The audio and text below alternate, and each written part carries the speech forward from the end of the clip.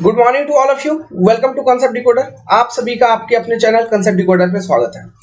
Gate 2022 की exam आने वाली है, तो अभी से मोटा मोटी आपके पास कितना समय बच रहा है? 3.5 महीने का समय है। उससे ज्यादा का समय हमारे पास नहीं है। किसी भी चीज को करने के लिए अनंत समय नहीं होती है, तो इस तरह 2022 के गेट के लिए भी हमारे पास अनंत समय नहीं है। तो वो बच्चे जिन्होंने जस्ट पिछले महीने से अपना प्रिपरेशन शुरू किया होगा, मैं जानता हूं उनका अभी पोजीशन डमाडोल होगा। लेकिन वो बच्चे जो पहले से प्रिपेयर कर रहे हैं, पहले से सीरियस थे, हाँ, वो अभी एक पर्टिकुलर स्टेज पे होंगे, चलिए स्कोरिंग कर पाएंगे। लेकिन जो अभी अभी प्लान बनाए हैं, होते हैं कुछ बच्चे होते हैं, हम भी बीटेक 4th ईयर में थे तो ऐसे ही करते थे। गेट का एग्जाम है, अरे है ना यार, क्योंकि हमको आदत होता था सेमिस्टर के रात में पढ़ के सुबह जाके एग्जाम देने का। तो वही चीज हम सोच लेते थे इन एग्जाम को भी, अरे 1-2 दिन 4 दिन पहले पढ़ेंगे, 1 सप्ताह पहले पढ़ेंगे, फॉर्मूला रट लेंगे, जाएंगे एग्जाम दे देंगे।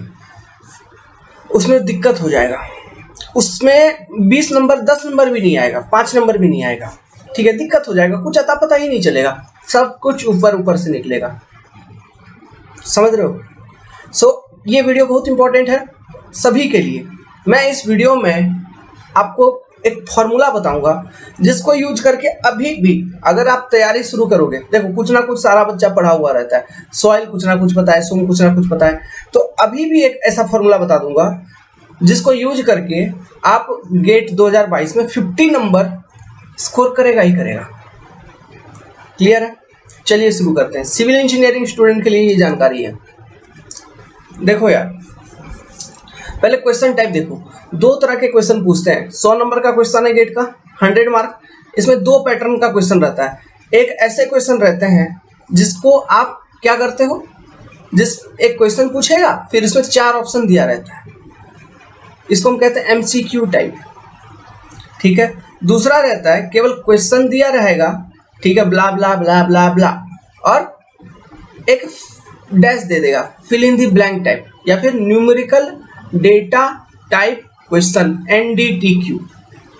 अब इनका परसेंटेज कितना रहता है? लगभग मोटा मोटी ज्यादा फर्क नहीं है, 50-50% लगभग रहता है। कभी 55, कभी 55-45, कभी 60-40, कभी 45-45, लेकिन 50% के आसपास रहता है। तो मोटा मोटी मान लेते हैं 50 नंबर आपका MCQ टाइप क्वेश्चन का है और 50 नंबर आपका NDTQ टाइप का क्वेश्चन का है, ठीक है। अब स्टूडेंट ज्यादा सेफ फील करता है ये एमसीक्यू टाइप ऑफ क्वेश्चन को आंसर करने में, क्योंकि वहां पे 4 ऑप्शन ऑलरेडी अवेलेबल है।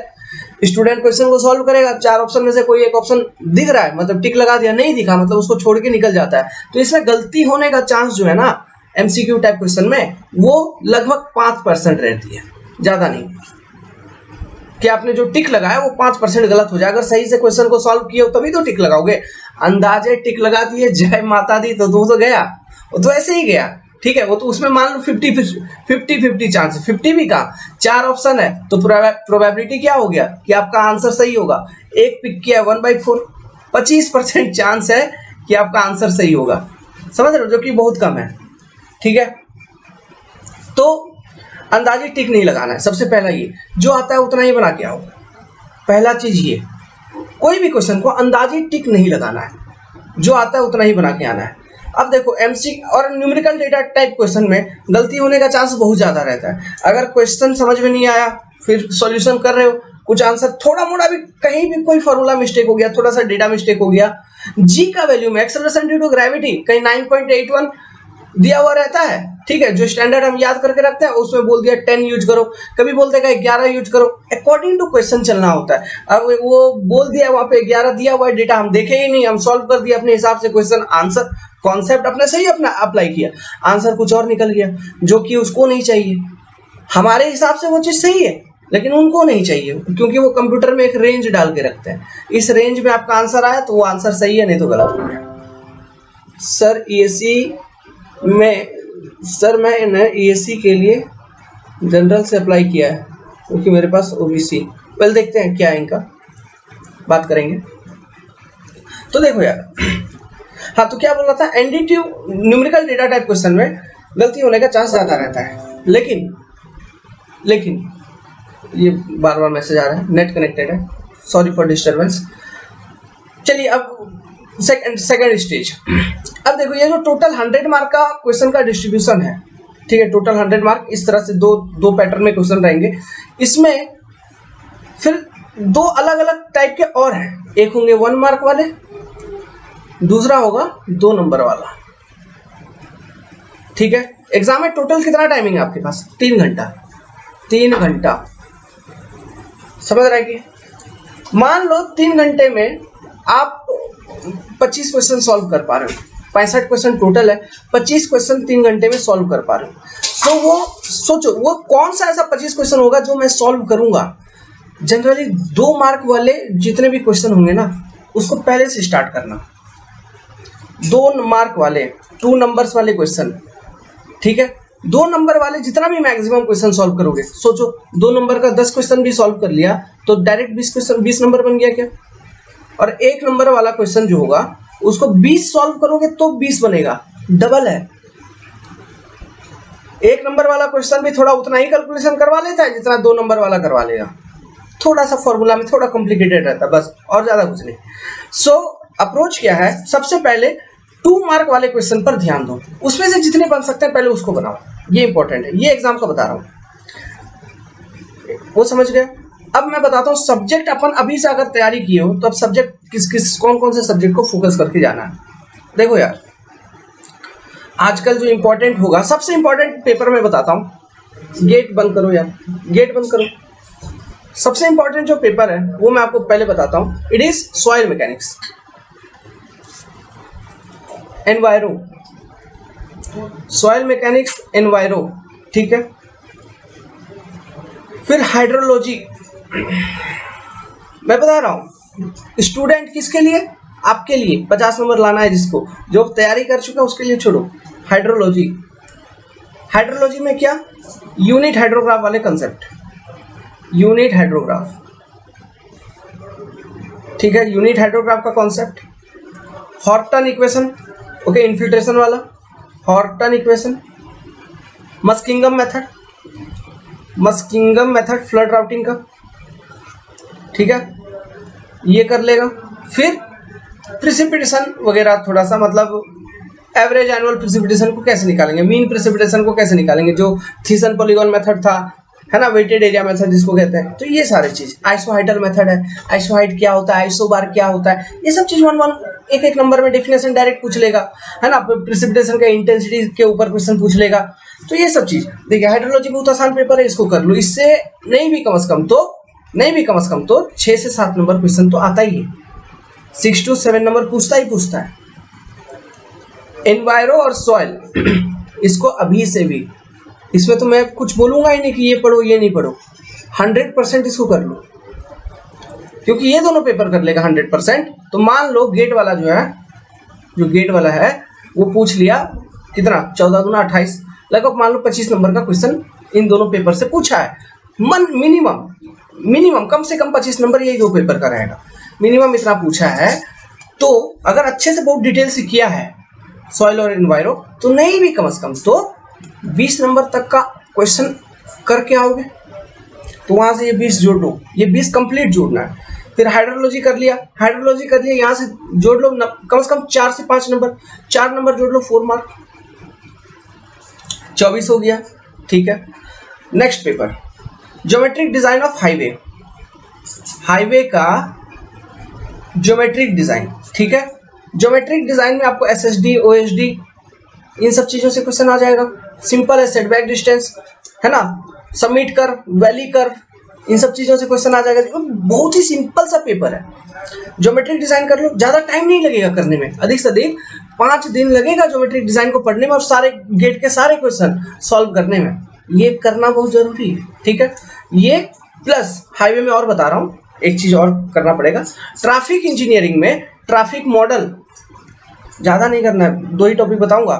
ट्रैफिक मॉडल, ओके, जिसमें ट्रैफिक फ्लो क्या होता है, ट्रैफिक डेंसिटी कैसे निकालते हैं, ट्रैफिक वॉल्यूम, ट्रैफिक डेंसिटी, इन सब चीजों के बीच में रिलेशनशिप क्या है, ये सब ट्रैफिक मॉडल, 3 तरह का ट्रैफिक मॉडल आपको दिखेगा, उसको कर लेना है। सब पढ़ा दिया मैंने, चैनल पे देखो, ट्रैफिक इंजीनियरिंग में सब मिल जाएगा, ट्रैफिक मॉडल। फिर वेबस्टर मेथड कर लेगा सिग्नल डिजाइन का, इस बार आएगा, अगले बार गेट में आएगा, ठीक है। वेबस्टर मेथड 100% 2 मार्क का क्वेश्चन आ जाएगा। ये खड़गपुर बना रहा है, पता है, वेबस्टर मेथड, ठीक है, ये कर लेना है। इतना कर लेंगे तो इससे भी आप इजीली, नहीं भी कम से कम तो कितना नंबर उठा लोगे, 4 नंबर उठा लोगे, ठीक है।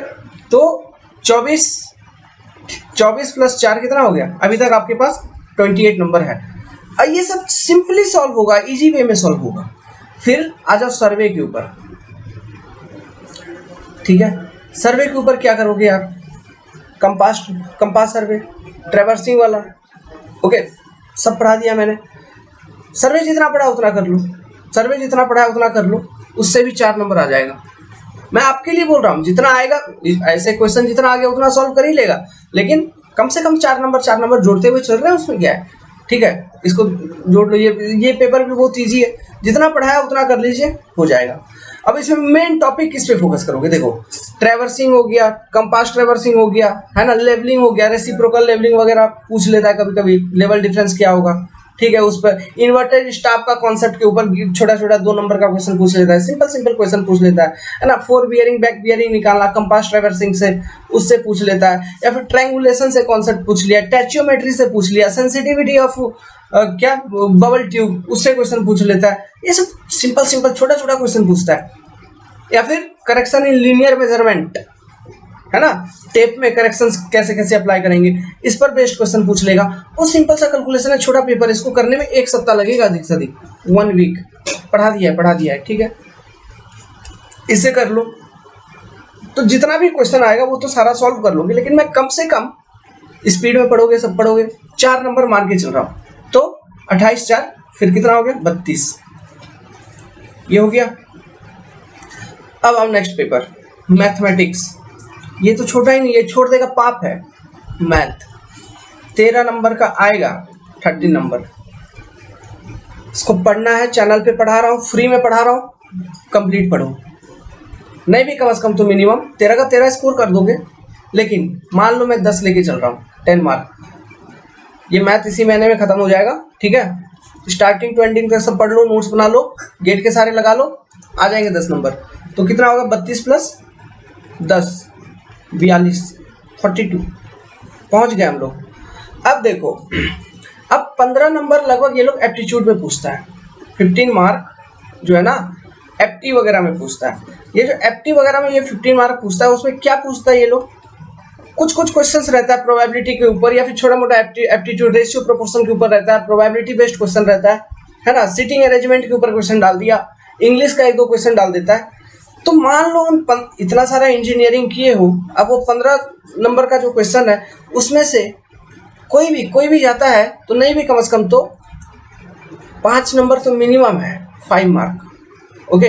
1-2 क्वेश्चन तो सही, मतलब ऐसा इजी रहता ही है कि 1-2 क्वेश्चन वो कर ही दे, तो वहां से कम 5 नंबर तो आएगा ही आएगा। इतना माइंड कम, अगर उसके लिए स्पेशल प्रिपरेशन नहीं भी करोगे तो भी भरोसा रख के जाओ मेरे भाई, 5 नंबर आप इजीली स्कोर कर पाएंगे मिनिमम, ठीक है। तो यहाँ से 5 नंबर इसको जोड़ रहा हूँ, 42 प्लस 5 कितना हो गया, 47, ठीक है। अब देखो, अब लेके आ रहा हूँ फिर गेम इधर अंदर में। ज्यादा मैं पढ़ने नहीं बोलूंगा, मैं बोलता भी नहीं, ज्यादा बोलता भी नहीं, अभी तो मैंने कुछ बोला भी नहीं है। देखो आरसीसी हो गया, प्लस सोम हो गया, प्लस स्ट्रक्चर एनालिसिस हो गया, सोम में क्या एसएफडी बीएमडी हो गया, स्ट्रेस स्ट्रेन वाला chapter, transformation of stress strain वाला chapter, compression member, theory of column वाला चैप्टर, ठीक है। और कौन सा चैप्टर बच रहा है, और कुछ नहीं, इतना कम से कम करके जाओ। एसएफडी बीएमडी मतलब सपोर्ट रिएक्शन वगैरह निकालना, हाँ डिफ्लेक्शन वाला चैप्टर इसको करके जाएगा, ठीक है। डिफ्लेक्शन निकालना, सपोर्ट रिएक्शन निकालना, कॉलम का मतलब आपका सेफ लोड निकालना, पी सेफ किसको यूज करके, यूलर थ्योरी को यूज करके। तो ये सब क्वेश्चन आएंगे, तो सिंपल क्वेश्चन रहेंगे। तो सोम में मान लो 1 क्वेश्चन का जवाब दे दिया, 2 नंबर तो आता ही होगा, 1 क्वेश्चन तो बना ही दोगे। मान लो कमजोर है, ऐसे होगा नहीं, इतना वीक होगा, चैनल पे सब पढ़ा दिया है, स्टार्टिंग 20 तक पढ़ जाओ, जितने भी क्वेश्चन आएंगे सब बन जाएंगे, ठीक है, उसको पढ़ जाइए। तो मान लो 2 से 4 नंबर सोम में आ गया। आरसीसी चैनल पे पढ़ा दिया, उसको पढ़ लो, मैं बोल रहा हूँ चैनल पे पढ़ा दिया। आरसीसी में क्या आएगा, आपको पूछेगा मतलब ये मूवमेंट ऑफ रेजिस्टेंस कितना है, एमओआर निकालो इसका, ठीक है, कोई भी सेक्शन दे दिया, सिंगली रिइंफोर्स, डबली रिइंफोर्स, कुछ भी दे दिया उसको वही पूछेगा, या फिर शियर डिजाइन पूछेगा, शियर फोर्स पूछ लिया, इस आईएस कोडल प्रोविजंस पूछ लिया, मतलब मिनिमम रिइंफोर्समेंट, मैक्सिमम रिइंफोर्समेंट, है ना, स्टीरअप का स्पेसिंग पूछ लिया, कंप्रेशन मेंबर में कॉलम कितना, कॉलम पे लोड कितना आएगा वो पूछ लिया, थ्योरी ऑफ मतलब इसमें किस टाइप ऑफ सेक्शन का, अंडर इन्फोर्स्ड, ओवर इन्फोर्स्ड, किस टाइप ऑफ सेक्शन का किस तरह का फेलियर होता है ये पूछ लिया। ये सब चीज बेसिक चीज, इससे भी मान लो नहीं भी कम से कम तो 1-2 नंबर तो आंसर कर दोगे, ये सब 1-2 नंबर तो आंसर कर ही दोगे। फिर स्ट्रक्चर एनालिसिस, वो स्ट्रेन एनर्जी, एमडीएम, इन्हीं सब चीजों को यूज करके ट्रस्ट पे कोई कुछ क्वेश्चन पूछ लेगा, है ना, उसमें भी 1-2 नंबर तो आंसर कर दोगे, इजिली कर पाएंगे। तो यहाँ से मान लो टोटल प्लस स्टील भी है, इसमें स्टील भी जोड़ो ना, स्टील में वही कनेक्शन हो गया, कंप्रेशन मेंबर हो गया, प्लास्टिक एनालिसिस देखो, ठीक है, सब कुछ पढ़ा दिया मैंने। ओके, स्टील, इन सब चीजों में नहीं भी कम से कम इसमें भी 2 नंबर जोड़ लो, ठीक है। ये सब चीज में 2-2 नंबर आपको क्यों जुड़वा रहा हूं, मैं इसलिए जुड़वा रहा हूं बच्चे, क्योंकि देखो यार ये सब पेपर बहुत छोटा पेपर तो नहीं है, ये सब पेपर बहुत छोटा पेपर नहीं है, इन्हीं सब पेपर को पढ़ोगे, मैंने ही जितना पढ़ाया है, इन्हीं सब पेपर को पढ़ने में आपको 1 से 1.5 महीना लग जाएगा, अगर दिन रात पढ़ रहे हो तो, डिटेल में करोगे तो बड़ा पेपर है। सॉइल मैकेनिक्स को अकेले और एनवायरो को अकेले पढ़ने में आपको लग जाएगा 1 महीना, वो उन्हीं दोनों पेपर को। तो इसलिए मैंने उन दो, और उनका वेटेज भी ज्यादा है, 2 ही पेपर है और वेटेज भी ज्यादा है दोनों का, इसलिए मैंने उन दोनों को बोला कि पहले उन दोनों को अच्छे से डिटेल में कर लो, ठीक है। अब इसको चारों को करोगे तब जाके है, देखिए सोम, स्ट्रक्चर एनालिसिस, स्टील, आरसीसी, चारों पेपर मिला के नहीं भी कम से कम तो 20 नंबर का क्वेश्चन आएगा, कम से कम 20 नंबर का आता है। अब इन 20 नंबर में से नहीं भी कम से कम तो 8 नंबर 10 नंबर तो एक एक क्वेश्चन तो हर एक सब्जेक्ट से बना ही लोगे, तो 8-10 नंबर इसमें 47 में जोड़ दो 47 में से कितना आ जाएगा, 57 हो गया, 57 हो गया। मान लो 8 नंबर भी जोड़ेंगे कितना हो गया, 55 नंबर हो गया, 55। अभी और है, open channel flow, fluid mechanics and OCF, ये भी है, बहुत सिंपल क्वेश्चन आते हैं। डिस्चार्ज निकालने का, है ना, पैरेलल पाइप, पैरेलल कनेक्शन दे दिया पाइप का, सीरीज कनेक्शन दे दिया, उससे डिस्चार्ज निकालो, या फिर फ्रिक्शन लॉस निकालो।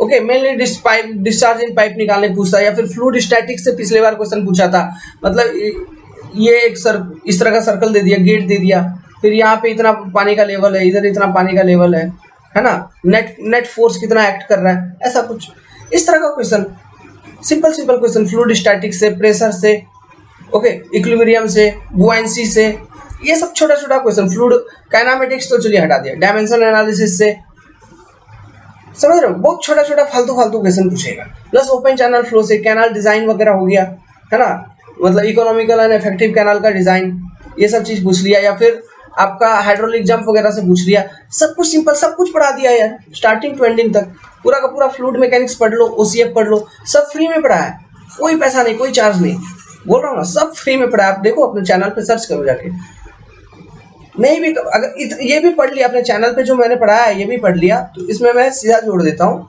7 से 8 नंबर, 7 to 8 नंबर आएगा ही आएगा, पक्का आएगा। और इसको करने में, एफएम और ओसीएफ दोनों को पढ़ने में जो मैंने पढ़ाया है 10-12 दिन, 10 to 12 डेज इतना लगेगा। दिन भर रात भर पढ़ रहे हो तो, दिन भर रात भर कहने का मतलब है कि डेली कम से कम 8 से 9 घंटा, 8 to 9 आवर्स आप वीडियो लेक्चर देख रहे हैं, फिर 1 to 2 आवर, या फिर 1 to 3 आवर, 1 to 3 आवर क्यों बोल रहा है, 3 आवर, 3 घंटा, मतलब लगभग क्वेश्चन सॉल्विंग वगैरह इन सब चीज़ों में टाइम इन्वेस्ट किया, नोट्स राइटिंग, क्वेश्चन सॉल्विंग, इन सब चीज़ों में। तो 10 से 12 दिन में आपका एफएम एंड ओसीएफ हो जाएगा, कवर हो जाएगा। तो ये अगर कवर कर लोगे तो 7 से 8 नंबर ये आ जाएगा, समझ रहे हो क्या, ये 7 से 8 नंबर आ जाएगा। फिर जोड़ते चलो ना, 55 प्लस, मान लो 5 ही नंबर जोड़ो, 5 ही नंबर जोड़ो, प्लस माइनस, एग्जाम का प्लस माइनस लेके चलते हैं, क्वेश्चन का टफनेस वगैरह सब लेवल देखना पड़ता है, सब कुछ लेके चलते हैं। मान लो 5 ही जोड़ा, तो 55 प्लस 5 60, ठीक है, 60 नंबर। आगे चलते हैं, और क्या बच गया, और क्या करना चाहिए आपको, और कुछ बोल रहा हूँ, इरिगेशन इंजीनियरिंग। देखो यार, ये लक के ऊपर डिपेंड करेगा आपका ठीक है। अगर मान लो छोटा छोटा टॉपिक से वाटर फ्रीक्वेंसी, ठीक है, वाटर फ्रीक्वेंसी मतलब कौन सा एक कोई चास उपजा रहा है, कोई एग्रीकल्चर की है तो उसमें पानी कब कब देंगे, वाटरिंग इंटरवल है ना, इस पर क्वेश्चन आ सकता है। फिर क्रॉप पीरियड, इन सब चीज़ों को निकालने का आ सकता है, ठीक है। फिर सॉइल मॉइस्चर कंटेंट निकालने का आ सकता है, ओके। फील्ड कैपेसिटी निकालने का आ सकता है। परमानेंट बिल्डिंग पॉइंट क्या है ये पूछ लेगा। ड्यूटी डेल्टा पे आ सकता है, समझ रहे हो, ये सब छोटा छोटा। फिर इसी में लेसी कैनेडी थ्योरी कर लेने का, लेसी एंड कैनेडी थ्योरी, इससे हो सकता है 2 नंबर का डायरेक्ट डाल दिया, ओके। तो यहां से भी नहीं भी कम से कम तो 2 नंबर जोड़ लो, तो 60 + 2, ये 2 नंबर जोड़ लो। मतलब हो सकता है एक क्वेश्चन टफ पूछ दिया, एक क्वेश्चन इजी पूछ दिया, ये सब जो टॉपिक हम कवर करके गए इसमें से एक क्वेश्चन पूछ दिया तो सॉल्व हो ही जाएगा। एक आध क्वेश्चन टफ रहता है क्योंकि ये पूरा ओवरऑल पेपर का भी वेटेज नहीं है ज्यादा, ठीक है। 3 नंबर 4 नंबर अधिक से अधिक, तो उसमें से 2 नंबर पूछ लिया मान लो, तो मतलब 3-4 नंबर पूछ लिया, एक क्वेश्चन टफ एक क्वेश्चन कम इजी वाला हम सॉल्व कर लिए, मान लो इसमें 2, या फिर जो भी हुआ सॉल्व उसको कर लिए, तो ये हो गया 62। और क्या बच रहा है, और भी डिफरेंट सब्जेक्ट है, जैसे मैकेनिक्स हो गया, ठीक है। मैकेनिक्स में फ्री बॉडी डायग्राम का कॉन्सेप्ट और फ्रिक्शन का कॉन्सेप्ट, अगर ये 2 चीज भी कर लिया तो 2 नंबर बना दोगे। और वो वहीं पर कहाँ पर एग्जाम में ही वो चीज समझ में आ जाएगा। बचपन में अगर थोड़ा बेसिक क्लियर है फिजिक्स का तो एग्जाम में ऑटोमेटिकली सॉल्व हो जाएगा। वो एफबीडी और फ्रिक्शन वाला कॉन्सेप्ट से 2-2 नंबर 4 नंबर तक पूछ लेते हैं। और अगर आप एमटेक कर रहे हो अभी, if you are in M Tech और फिर से दोबारा गेट देने का मन है और दे रहा है, और स्ट्रक्चर में एमटेक कर रहा है, तो स्ट्रक्चर डायनामिक्स वाला पेपर ध्यान रख लेने का, स्ट्रक्चर डायनामिक्स, इससे वो नेचुरल फ्रीक्वेंसी वगैरह पूछ लेता है, वो 2 नंबर आ जाएगा। कितना हो गया, ये तो मैं मिनिमम बता रहा हूँ, इतना स्कोर कर ही लोगे अभी से भी प्रिपेयर करोगे तो। क्यों अभी से भी प्रिपेयर करोगे तो ये सारा कंटेंट हमने चैनल पे डाल दिया है, सब कुछ पढ़ो ना, डिटेल में पढ़ो। और ये सारा कुछ पढ़ने में अधिक से अधिक आपको लग जाएगा जनवरी 15 तक का टाइम। अभी से भी स्टार्ट करोगे तो with solving all GATE previous year question, जनवरी 15 तक में सारा चीजों को फुल मेहनत करोगे तो अभी से अभी लग जाएगा। फिर आपको क्या कर लेना है, जनवरी 15 तक तो पढ़ोगे, और जनवरी में टेस्ट सीरीज को एनरोल कर लेना है 1 तारीख से ही, और पूरा का पूरा जनवरी वाला महीना जो है ना वो केवल टेस्ट सीरीज अटेम्प्ट करना है, टेस्ट सीरीज, ठीक है। देखो परफॉर्मेंस 62, ये तो मिनिमम बता रहा हूँ, ठीक है। 50 तो मैं ऐसे ही बोल दिया, वो तो आएगा ही आएगा, अच्छे से थोड़ा ढंग से पढ़ के चला गया 50 आ जाएगा। और ये मत सोचना सबका आता है, नहीं आता है सबका, ओके, सबका नहीं आता है, बहुत कम लोगों का आता है, 8-10 हज़ार बच्चों का आता है, सबका नहीं आता है, समझे क्या। क्यों आप देखिए ना, आपको 40-50 रैंक आता है तो आपका रैंक कितना होता है, 8-10 हज़ार रहता है कि नहीं, तो बस, तो 8-10 हज़ार का बच्चों का उतना आता है, इतने सारे फॉर्म में सबका नहीं आता है। सो और थोड़ा इम्प्रूवमेंट करेंगे तो 65-70 के आसपास हम ला सकते हैं, 65 to 70। बहुत टाइम हो गया क्या, मैं बोला 5 मिनट में समझाऊंगा। 65 से 70 तक हम लोग ला सकते हैं। अब ये जो 65 से 70 नंबर होगा, इससे फायदा क्या है, देखो पीएसयू मिलने का चांस काफी कम है। एक तो आपका तैयारी नहीं था अच्छे से ढंग से, ठीक है, और आप 65 से 70 अभी 2 महीने 3 महीने में ला रहे हो, ये आएगा। अभी से मेहनत करना चालू कर देगा तो आएगा, हाँ, हारना नहीं है, मेहनत करते करते ये नहीं कि बीच में छोड़ दिया, अरे पढ़ने हो वो टाइम टेकिंग है, मुश्किल है, नहीं पढ़ पाऊंगा, क्या है, नहीं, छोड़ दिया तो फिर गया बाजा बच जाएगा, ठीक है। उसको छोड़ना नहीं है, तैयारी स्टार्ट कर दोगे अभी से भी, आज से भी उसको कंटिन्यूअस रखो पूरा गेट के एग्जाम तक, तब होगा कुछ। अभी छोड़ दिया बीच में तो कुछ नहीं होगा बच्चे, ठीक है। तो इससे अब क्या होगा, पीएसयू देखिए अगले साल का मैं अगर बात करूं तो बहुत सारा पीएसयू अपना वैकेंसी अनाउंस कर दिया है, तो चांस कम है इतने नंबर में मिलने का। वो डिपेंड करेगा गेट का, जो अगले साल का क्वेश्चन पेपर का टफनेस लेवल होगा। अगर ज़्यादा टफ है तो 70 नंबर पे रैंक 1 आ सकता है भाई, कोई दिक्कत नहीं है, ठीक है, टफनेस लेवल पे डिपेंड करता है। सो होप कि अभी जैसे 5-6 साल का ट्रेंड है, 65-70 लाना कोई बड़ी चीज़ नहीं होगी। अब 90+ जाता है, ठीक है। तो आजकल 65-70 लाना थोड़ा मीडियम एवरेज स्टूडेंट के लिए, 4th ईयर 3rd ईयर वालों के लिए कोई बड़ी बात नहीं है। तो पीएसयू का थोड़ा उम्मीद कम रखिए, पीएसयू का उम्मीद आप रख सकते हैं अगर टॉप 100 में आ जाए। इसके लिए कितना चाहिए, इसके लिए लगभग आपको चाहिए 80 के आसपास, ठीक है, 75 80, 75 प्लस मान लो, 75 प्लस है, 75 प्लस में भी, हाँ 75 प्लस में हो जाएगा, क्योंकि आप 75 प्लस रखेंगे तो रैंक 300 के आसपास आ जाएंगे। ओके, रैंक 300 के पास आ जाएंगे तो पीएसयू मिलने का, चलो ठीक है, अगले साल के लिए हम लेके चलते हैं कि मिल सकता है, क्योंकि बहुत सारे पीएसयू ने अपने वैकेंसीज को अनाउंस किए हैं। तो मोटा मोटी लगभग 800 से 900 सीट, 900 नौकरी पोस्ट पूरे 2022 के दौरान निकलेगा for civil, only from PSU, नहीं ओवरऑल ऑल ब्रांचेस मिला के सिविल के लिए लगभग 350 400 उतना पोस्ट तो निकलेगा सारे पीएसयू में से। तो 400 वैकेंसी कम नहीं है ना। अब सोचो ना, आईएएस एग्जाम में 247 वैकेंसी सारे एग्जाम के लिए निकाला है, और उसमें से भी सिविल के लिए कितना होगा, 150 160 150 होगा, ऐसा मान लो, उससे भी कम होगा। तो उसके लिए इतना कंपटीशन है, और 400 वैकेंसी के लिए तुम थोड़ा कंपटीशन नहीं कर सकते, वहां तो रैंक 150 के अंदर आना होगा जॉब के लिए, लेकिन इधर तुम 400 तक भी आ रहे हो, 300 तक भी आ रहे हो, फिर भी एक चांस है। अगर वो भी नहीं तो दूसरा अपॉर्चुनिटी है, अच्छा कॉलेज में एमटेक चला जाएगा, आईटी एनआईटी वगैरह में, एनआईटी तो छोड़ो यार, वो तो हटाओ, कोई काम का नहीं है। आईआईटी वगैरह में एमटेक चला गया, कोई अच्छा वो भी किया, बीएचयू में चला गया, या फिर बॉम्बे में चला गया, दिल्ली में चला गया, चेन्नई आईआईएससी मिल गया तो और भी बढ़िया बात है। वहां जाके फिर वहां से प्रिपरेशन किया, टाइम मिल जाएगा 2 साल, फिर प्रिपेयर किया, और जिसका एमटेक ऑब्जेक्टिव ही है वो एमटेक करे, उसी में मेहनत करे, वो भी एक अच्छा लाइफ आपको देगा फिर आगे चल के। किसी को उससे रिलेटेड डाउट है तो पूछिएगा, एमटेक इन स्ट्रक्चर। ओके, तो किसी को इन सब चीजों से रिलेटेड डाउट है तो पूछ लेने का। तो यही है मोटा मोटी। सो हारना नहीं है, अब इस प्रिपरेशन चालू रखो, कंटिन्यू, बीच में छोड़ देगा तो फिर बेकार हो जाएगा, ठीक है। होप कि कुछ ना कुछ समझ में आया होगा। कंटेंट रिलेटेड कोई प्रॉब्लम है कि कहाँ से करें, तैयारी करें, अपने चैनल को पढ़ो, पक्का इतना नंबर दूंगा।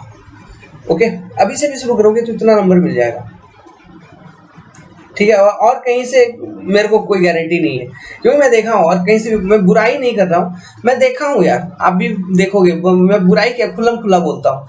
एक क्वेश्चन लेके बैठ जाएंगे ऑब्जेक्टिव है, उसको समझा रहा है, उसको 5 मिनट उसको समझा रहा है, यहाँ अरे क्वेश्चन से क्या कॉन्सेप्ट, घंटा तुम डेवलप करोगे क्वेश्चन से, कॉन्सेप्ट बता दिया है, कॉन्सेप्ट पता है लोगों को, बच्चा थ्योरी जानता है, सब्जेक्ट जानता है, ऐसा क्वेश्चन तो 2 लाख बना देगा वो, एक का क्या बात है, समझे क्या। सो इन सब चीजों से दूर रहो, टाइम वेस्ट है, टाइम वेस्ट हो जाएगा, पूरा 2 महीना वही देखते रह जाओगे। कितना क्वेश्चन गेट का याद करोगे यार, 3-4 लाख 5 लाख, फिर भी जाके गेट में एक क्वेश्चन नहीं बना पाओगे। 100% लिख के देता हूँ, ठीक है, गेट ऐसा एग्जाम होता है। तो सब्जेक्ट जानिए, क्वेश्चन ऑटोमेटिकली बनेगा, ठीक है। और इतना मतलब आपको 60 बोल रहा हूँ, ठीक है, 60 बोल रहा हूँ, मतलब 40 नंबर छोड़ दिया ना भाई। 40 नंबर में बहुत सारे अननोन टॉपिक हो गए, अननोन सब्जेक्ट हो गए, 40 नंबर कम नहीं होता है छोड़ना, ठीक है। और 60 नंबर में लाना भी कम नहीं होता है, इसमें भी बहुत अपॉर्चुनिटी मिल जाएगा। जो फ्रेशर स्टूडेंट है, या फिर जो जस्ट अभी फ्रेशर है, फिर 1 साल के बाद गेट तैयार करके, मतलब 1 साल प्रिपेयर करके फिर गेट एग्जाम दे रहा है, बहुत अपॉर्चुनिटी उनको मिल जाएगा, ठीक है। तो मेहनत करिए, इतना मिनिमम आना ही आना है। Good luck.